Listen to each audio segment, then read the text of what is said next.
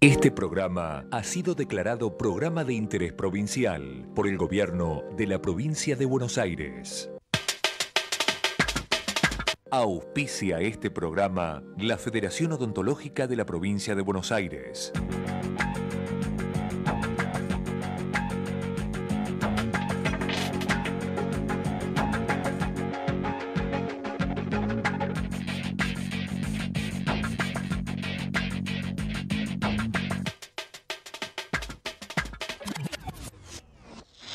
Muy buenas tardes, ¿qué tal? ¿Cómo les va? Bienvenidos a ESE. Hoy vamos a hablar de un tema de economía, estrictamente. Vamos a hablar sobre blanqueo de capitales, sobre la ley de exteriorización de capitales, pero respecto de este tema, pues el lavado de dinero también es un tema central, de lo cual se ha hablado muchísimo en los últimos tiempos. Ahora, con mayores controles, ¿hay más o menos lavado de dinero? Carlos Burgueño, buenas tardes. ¿Cómo te va, María Belén? Encantada de que estés acá. Hay más. ¿Hay más? Hay más, sí, sí. Hay menos que otras épocas de la Argentina, donde era un clásico, pero más que otras épocas de este mismo gobierno. Matías Tombolini. Sí, coincido, sin lugar a dudas. Hay más, los casos cada vez están más a la vista y la pregunta es cómo se puede tratar de desactivar eso en el marco de una ley de blanqueo que la verdad que no ayuda, sino más bien puede ser que esté incentivando. Sergio Goldenberg. Sí, también coincido. El tema justamente pasa por la detección, ¿no es cierto? ¿Cómo se puede detectar? Porque evidentemente el tema existe y la clave estaría en poder eficientizar todos los mecanismos que hoy rigen y mejorarlos aún más para que realmente esto tenga un resultado favorable. Avanzamos sobre el tema. Hoy en ESE, dinero blanco, dinero negro, el lavado de activos no es solo un tema de actualidad en la Argentina, es uno de los problemas económicos a nivel internacional más difíciles de frenar y comprobar. Hoy conoceremos los detalles, mitos y verdades sobre los métodos que se usan en el mundo para esto. ¿Es cierto que los casinos y los hoteles son herramientas habituales? ¿Por qué en muchos países se pone la lupa sobre el fútbol? La respuesta a estas preguntas, de la mano de especialistas. Y hay muchos que ponen énfasis y el foco de la atención en el origen del dinero. ¿Se está vinculado con la evasión impositiva meramente? O, digamos, ¿cuál es la procedencia? ¿El narcotráfico? Y esto vinculado, por supuesto, también con lo que es el lavado de dinero. ¿Y cómo se lava el dinero? Por supuesto, se lo vamos a preguntar a los especialistas. ¿Quiénes son nuestros invitados de hoy? Uno de ellos es Matías Tombolini, economista y profesor de la Universidad de Buenos Aires. Trabaja como consultor y columnista en radio y televisión. Afirma, no es lo mismo lavado que blanqueo. Eso es cierto. ¿Cuál es la diferencia? Bueno, básicamente, cuando vos lavás dinero, estás tratando de convertir dinero que proviene de una actividad ilícita, reinsertarlo en la economía para que te dé un flujo de dinero dentro de una actividad lícita. Blanqueo es directamente dinero que proviene, por ejemplo, de la evasión impositiva, claro, que pasa a tener, a partir de allí, una justificación fiscalmente, digamos, viable para poder utilizarlo. No es lo mismo, después vamos a ver cuál es el procedimiento de cada una. Sí. ¿Quién es nuestro próximo invitado?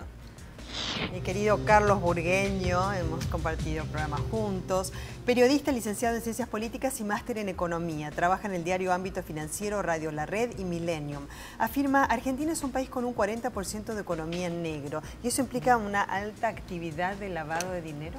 Y claro, hay una parte de ese 40%, imagínate, de cada 100 pesos, claro, o dólares, 40 son en negro.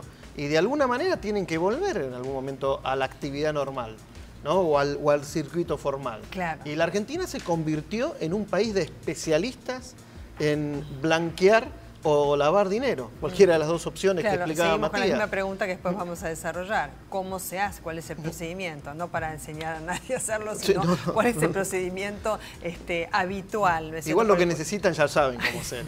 Los que lo hacen ya lo saben. Claro. ¿Quién es nuestro próximo invitado? Sergio Goldenberg, consultor y capacitador en prevención de lavado de dinero, exgerente de prevención de lavado de activos en importantes bancos. Afirma, el lavado de dinero degrada los principios éticos de la sociedad y la sustentabilidad de una economía sana. ¿De qué manera? Claro, fíjate vos que cuando hablamos de lavado de dinero lo que hay que entender básicamente es que estamos hablando de delitos. El lavado de dinero realmente lo que hace es permitir la rentabilidad que ese delito digamos, tienen la economía y poder hacer usufructo de esos esa generación de ingresos que tiene cualquier delito. Estamos hablando de delitos de narcotráfico, tráfico de armas, trata de personas.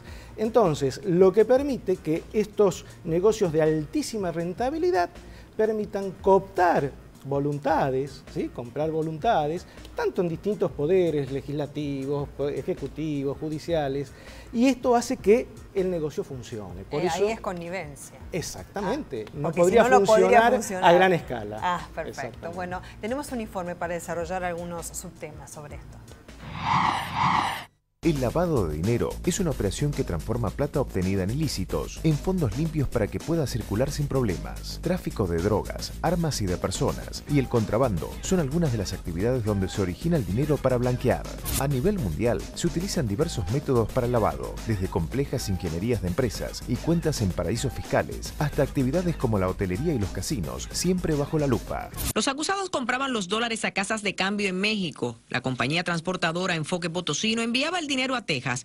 Allí las empresas hacían envíos a la Florida hasta de 22 millones de dólares. De México a Europa, incluso en Argentina, los pases de futbolistas son también objetos de investigación por este tema. Es un marco regulatorio que busca la transparencia de las transferencias de jugadores de fútbol. En nuestro país, recientes denuncias de corrupción generaron causas judiciales, pero también dudas sobre la diferencia entre fuga de dinero y lavado. Por eso, es importante conocer la verdad sobre un problema que preocupa en todo el mundo.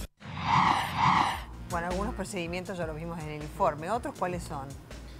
Bueno, ahí estaba el tema del fútbol, ¿no? Pero de comprar y vender jugadores. Sí. ¿no? Y es bueno ese ejemplo para tomarlo por ahí para que la gente sepa la diferencia. Una cosa es lavar plata, por ejemplo, los clubes de fútbol de Inglaterra, para no estar acá en la Argentina. Sí. Ven millonarias y millonarias transferencias de jugadores a clubes que todos los años pierden miles de millones de dólares. ¿Y por qué se hace? Porque es una forma de blanquear dinero a granel, ¿no? Vos compras un jugador sudamericano en un club inglés, pagás 20 millones de libras esterlinas y lo pones a jugar en un club. Sí. ¿De dónde salen esas 20 millones de libras esterlinas? Hay casos concretos que se están investigando que vienen, por ejemplo, de la mafia rusa de las privatizaciones echadas por Putin de Moscú. Y a algún lado esa plata tenía que ir. Eso es a gran escala. Ahora, en la Argentina, hay recién Echegaray, veíamos un pedacito de una conferencia de prensa que dio, donde lo que explicaba es que para que los clubes puedan contratar a un jugador y evadir el impuesto a las ganancias, hacían tercerizaciones con clubes de América Latina. Claro. Y ahí está lo que decía Matías, la diferencia entre blanquear plata de grandes delitos y evadir impuestos. Claro. En un país con un 40% de evasión impositiva, llevándolo a las empresas, no es lo mismo una pyme que no paga el IVA para poder subsistir, pero después le queda un 40% de su economía en negro que tiene que blanquear, que descubrir una red de trata de personas que necesita blanquear millones de dólares. Y en ese blanqueo el destino es otro club o otra persona. Claro, sí, digamos, con los futbolistas también, por ahí se puede poner un ejemplo bien de entre casa, pero en otro país, por supuesto, supongamos. Sí, porque acá no existe eso. Pero yo en Inglaterra no voy a poner, porque para pelearme con la mafia rusa no estoy todavía. Tengo que elegir otro país. No sé. Puede decir que fui imprudente. No sé, yo la salida me estaría fijando quién me espera. Pero supongamos Honduras. Bueno, la pregunta es, si estás en Honduras y querés lavar dinero, ¿cómo haces?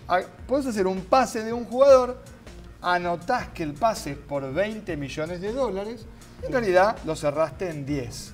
Conclusión, exteriorizaste una cifra que finalmente no pagaste, podés tributar impuestos, pero eso ya está, es un activo que tiene tu club y a partir del cual también podés disponer. ¿Qué pasa con el resto, con los 10 millones de dólares no declarados? No, ahora están declarados.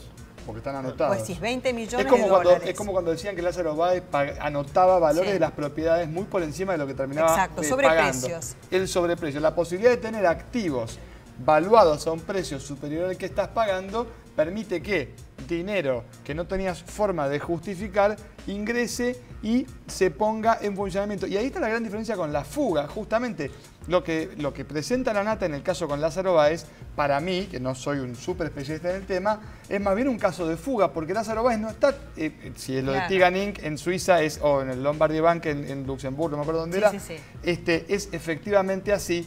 El dinero que va al exterior no está pensado que vuelva y genere una renta permanente, sino que queda inmovilizado a modo de stock. No es que van a poner un bar que va a generar una renta permanente. Es una diferencia importante porque el lavado, ese 40% que vos mencionabas de la economía en la Argentina, que mucho viene de la evasión impositiva, termina reingresando y tratando de transformarse en actividad productiva muchas veces. El tema es el origen también, ¿no es cierto? Con muchos cuestiones. Exactamente, en la ley, sí. ¿Por qué se habla del origen? Porque en realidad el lavado de dinero como delito es un delito que va asociado a lo que se llama un delito precedente, y ahí está el origen de los fondos. Claro. Si yo, por ejemplo, suponte que me dedicara a vender drogas, ¿no? Entonces digo, bueno, ¿cómo puedo hacer para que el dinero que genera esa actividad ilícita, usarlo legalmente, sin ningún tipo de problema en la economía? ¿Qué hago? Supongamos que yo les digo a ustedes que los conozco, bueno, les ofrezco asociarnos, vamos a poner un lindo restaurante, y una cadena inclusive de restaurantes, inclusive María Belén, que es conocida. Perfecto. Entonces, ¿qué digo? Vamos a invertir una cantidad de dinero, y la pregunta que se haría cualquier empresario es decir, bueno, ¿cuál es la rentabilidad del restaurante, del negocio? Y acá no va a ser lo que me importa a mí la rentabilidad, porque lo que yo quiero es que el dinero que yo generé en forma ilícita, canalizarlo en ese restaurante de forma tal de que yo facturo, claro, aunque nadie esté comiendo, y nadie controla eso. Claro, no le importa la rentabilidad. Porque yo pago impuestos. Está muy bueno eso, claro. Ahora, ¿cómo se hace para que el dinero proveniente del ilícito, que desde ya es un delito previo a la comisión del otro delito, que es el lavado de dinero, entre en el circuito formal? Así. Esa es una de las formas. Pero no le pregunta a nadie al que pone el restaurante de dónde sale la bueno, plata. Acá viene el control. Sí. Es decir, ¿cuál es el control? Controles, ¿no? Supongamos que yo soy el dueño del restaurante, voy a un banco. Entonces deposito mi giro corriente del negocio. El tema es, si yo, banco, conozco al cliente, conozco la actividad, digo, a ver, este restaurante, ¿es razonable que venda 300 cubiertos en una noche cuando en la zona venden 50? Eso es lo que yo debería, a través de una, digamos, programa de prevención, poder detectar. Nada más, y Carlos, cuando se pone el restaurante como una inversión, cuando se compra el local y demás, no se pregunta la procedencia de los fondos para la compra, porque ahora supuestamente hay más controles. Antes se compraba y punto, se firmaba la escritura, digamos. Bueno, se debería, ¿no? Pero suponete, a ver, la inversión no la hace un señor que sospechado de actividades non santa, la hace una sociedad que en general con sede en paraísos fiscales. Y no es necesariamente obligatorio la sospecha previa. Se supone que se hace una inversión en un hotel, otra de las actividades. En un hotel, en un paraíso turístico. Un hotel que en general es en dólares y caro. Y la inversión la hace una sociedad. Claro. ¿No? Entonces la sociedad burgueño, para no enchastrar, con sede en Islas Caimán, que es un lugar maravilloso, hace una inversión no sé, en Iguazú, ¿no? Y hace un hotel bárbaro, ¿no? Carísimo. Y ni Misiones, ni la Secretaría de Turismo, ni la AFIP, a priori, tienen por qué sospechar de que esa es plata ilícita. Si yo digo, yo soy un inversor extranjero que quiero apostar al turismo en este país, ¿por qué no? Entonces, ¿por qué ¿cuándo a priori se realiza no? un control sobre el origen? Cuando yo digo que tengo después el 80% permanentemente ocupado y nunca entró nadie por esa puerta, ahí algo no está caminando. Y ese 80% está introducido ya en el mercado formal impositivamente. Hay gente, claro, vos declarás que tenés una ocupación en tu hotel que en realidad no tenés. Claro. Con lo cual, y después andás a encontrar. El problema es. Pero perdóname, hay una cuestión acá atrás de todo. Yo estoy pagando impuestos. Exacto. Claro.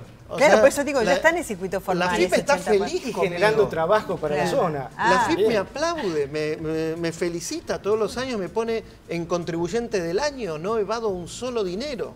Claro. Y estoy pagando impuestos por algo que no existe. Está bueno. Ahora estás en el circuito formal y ahora sos un muy buen contribuyente, sí, pero antes no lo eras. Entonces, sí, ¿qué es lo que te permitió? Antes digamos? no existía. Antes, a ver, ¿cómo antes no era nadie. No. Antes es una sociedad que está inscripta en las Islas Caimán, en la isla de Man, o en Uruguay, para ser más cerca. Antes no existía. Ahora yo soy el mismo que acá evadí plata. Sí. Me la llevé afuera por algún mecanismo sofisticado, o no tanto, ¿no? Puede ser una lancha colectiva también. Y la traje acá, la invertí, estoy pagando impuestos, formo parte de las fuerzas vivas de la ciudad, le doy plata al intendente para su campaña política. ¿Por qué van a sospechar de mí que yo en realidad la plata viene del lavado de dinero, claro, o de la evasión impositiva? Respecto a lo que decía Matías, ¿no es cierto?, que hizo referencia sobre precio y eso lo ligó en el caso de Lázaro Báez directamente con lo que es fuga de capitales. ¿Consideran ustedes, están de acuerdo con esto o consideran que es lavado de dinero más allá de fuga de capitales? Y hagamos una discriminación respecto de esto. Es diferente, ¿no? Una cosa es un traficante de armas que le vende acá 47 de la guerra civil africana o alguien que está en el tráfico de personas, y otra cosa es alguien que evadió impuestos. Digo, el delito es diferente. ¿No? El delito es diferente, económicamente penalizado de manera igual. ¿Usted? Claro, sí, y podría ser, por ejemplo, delito de corrupción en cuanto a coimas y demás. Entonces, ¿yo cómo justifico ese dinero? En definitiva, y bueno, yo puedo también estructurar movimientos donde ese dinero sale, por ejemplo, de un país, va a otro, va a empresas a través del comercio exterior y demás, de forma tal, porque el objetivo ¿cuál es? Que yo distancie lo más posible realmente el origen de ese dinero con la aplicación final de ese dinero. Cosa de que nadie puede imaginar que ese dinero realmente provino de tal hecho ilícito. Claro, la procedencia y por otra parte también a veces se convierte en destino, origen y destino simultáneamente, los paraísos fiscales, digo, ¿no? Porque muchas veces se planteó a nivel internacional, inclusive en la Organización de las Naciones Unidas, que se terminara con los paraísos fiscales, pero yo no sé si es posible, si pueden ser detectados. Son un muy buen negocio muchas veces para los que votan las mismas leyes que los tienen que restringir, así que no creo que los terminan restringiendo en el corto plazo. Lo cierto es que el origen de los fondos, él mencionaba la evasión impositiva. Fíjate, entre evasión impositiva y tráfico de drogas, el origen es muy distinto y el costo que está dispuesto a pagar quien lava la plata también es muy distinto. Porque si vos te llevaste porque cobraste el IVA pero nunca lo pagaste durante un tiempo determinado un montón de plata, para volver a ingresarla al sistema vas a estar dispuesto a pagar algo inferior a lo que evadiste impositivamente. Ahora, si vos tenés toda esa plata producto de la venta de drogas, el costo es casi irrelevante porque vos, digamos, nunca pagaste un impuesto. Es muy importante la diferencia porque si vos, por eso el blanqueo termina siendo además tan injusto. Porque sí, sobrepremia, claro, al que lavó, el que no pagó impuestos, bueno, ahora empieza a pagarlo, a partir de ahí, claro, lo que no quería pagar. El que lavó no, por el que pagó puntualmente los impuestos se pone, claro, en una situación de inferioridad respecto a aquel que se la llevó afuera. Pongamos en el mejor de los casos que no es lavado de dinero, sino que es gente que se la lleva afuera, ¿no es cierto? Y no ha pagado los impuestos correspondientes al fisco, con lo cual nos vemos perjudicados todos porque son menos ingresos que ¿no es cierto?, para el propio Estado, ¿no? Claro, lo que pasa es que en la evasión impositiva, en un país como la Argentina, con 40% de evasión, diría que es casi obligatorio que vos cada tanto hagas un blanqueo impositivo. O una moratoria. Bueno, se han hecho varios. Sí, todos los gobiernos lo hicieron. Propio Chegaray, algunos dos o tres veces.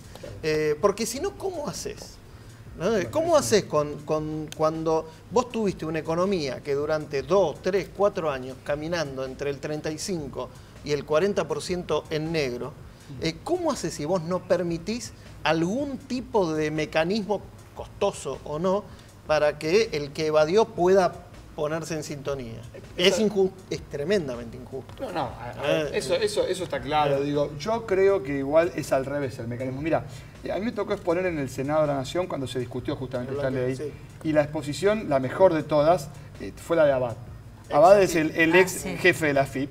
Y lo que él planteó en una exposición, la verdad que brillante, él lo que decía es la propensión a pagar impuestos cuando más blanqueos hay es menor. ¿Qué significa esto? Acá es la previa del Mundial, el blanqueo. Viste que el último lo tuvimos antes del Mundial anterior, ahora lo tenemos antes del Mundial que viene. Supongo que antes del Mundial de Qatar es el que sigue, vamos a tener otro blanqueo. Sí, claro. Si eso es así... Si no había hecho yo esa relación. Claro, si eso es así, es sencillamente tratar de que no te pesquen, es jugar a la mancha. Si tú me agarran en 4 años, no importa, entro por la ventana y me meto en un blanqueo. Entonces, la pregunta es, si vos tenés un 40% de economía en negro, ¿estás obligado a hacer un blanqueo cada tanto? ¿O el hecho de no hacer un blanqueo cada tanto es un elemento de presión para que ese 40% sepa que no hay un hueco por donde meterse? Esto es lo que planteaba Abad, porque es todo un debate, y la experiencia internacional indica que la gente que paga impuestos después de los blanqueos tiene menos ganas de seguir pagándolos. Con lo cual esa brecha de economía en negro parece que más bien se mantiene antes que achicarse. Claro, a ver, ¿qué es lo que dicen nuestros amigos los evasores? ¿No? Tienen derecho a vivir una vida plena. Tus amigos. Dice, bueno, en un país como la Argentina, con semejante presión impositiva e irregularidades económicas permanentes, o sea, crisis crónicas, es imposible estar al día. Esto no es Suiza, donde yo sé lo que va a pasar dentro de 5 años. Así razona. Pero ¿quién evade? ¿El más grande? ¿El más chico? El más chico lo agarran. El grande te dice... A ver, creo que la diferencia es de sofisticación, ¿no? La pyme va del IVA y va de aportes previsionales y después ve cómo puede ponerse al día. El grande va de, por ejemplo, ahora en la Argentina está prohibido girar dividendos al exterior. Y hay un montón de mecanismos que en 2 o 3 meses se armará un mini o gran escándalo para ver cómo pueden mandar plata en dólares a sus casas matrices, ¿no? En otras épocas, no muy lejanas, se descubrieron pagos de coima fruto de la evasión porque había que inventar cuentas en el exterior donde se depositaba esa plata para pagar coimas. Y esas la hacían grandes. Vos pensás que la presión tributaria es más o menos 38 puntos del producto. Sí. Pero esa es la presión tributaria de los que, o sea, esa plata que se junta, esos 38 puntos, son sobre los que pagamos impuestos. Claro. Contando los que no pagan, los que estamos pagando. De cada trabajador. Exacto, o sea que estamos.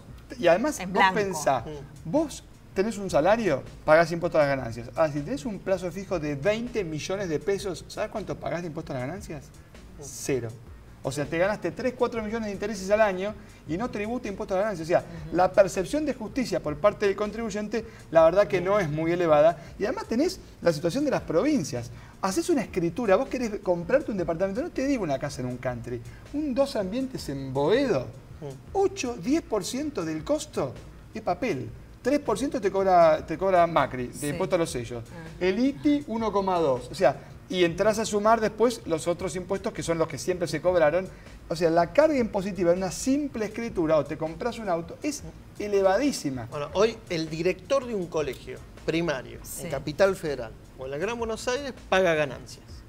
Paga impuestos a la ganancia. El director de un colegio, de un colegio público. Si alguien que tiene una empresa muy grande en la Argentina la vende en $1.000 millones y esos $1.000 millones los pone en un plazo fijo para vivir de rentas, no paga ganancias.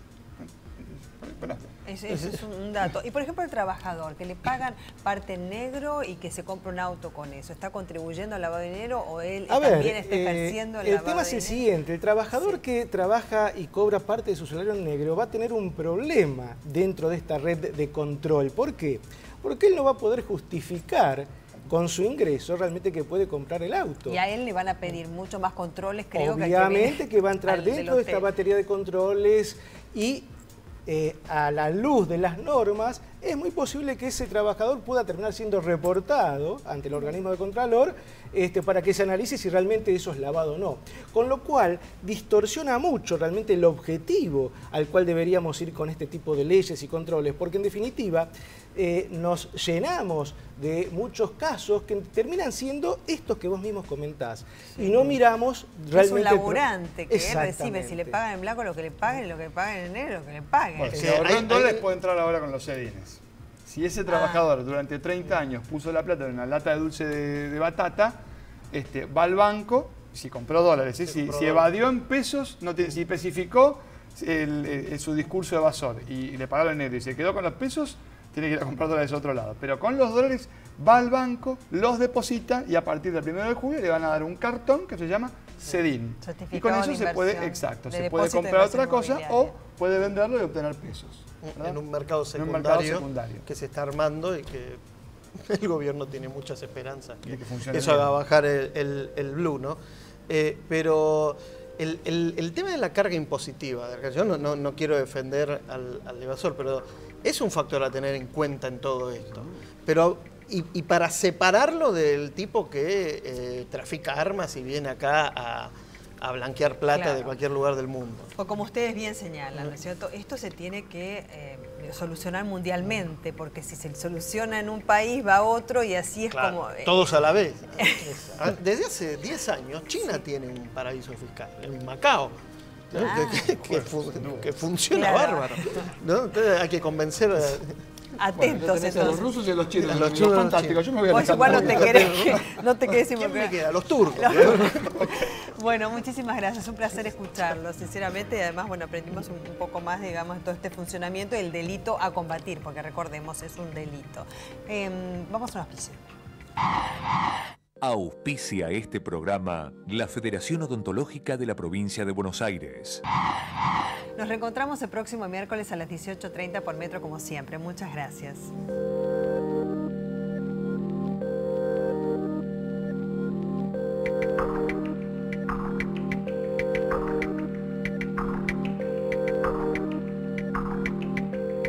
¿A vos no te gustaría que te griten? ¿A vos no te gustaría que te dejen de lado? ¿A vos no te gustaría que te peguen? ¿A vos no te gustaría que te dejen de lado en las redes sociales? ¿A vos no te gustaría que te tomen de punto? ¿A vos no te gustaría que te separen de un grupo por cómo sos?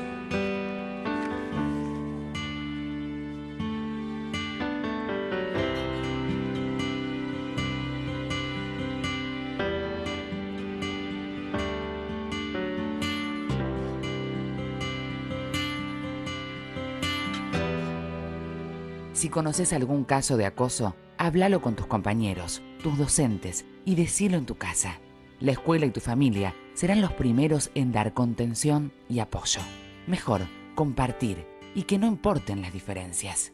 Frenemos el acoso. www.me.gov.ar.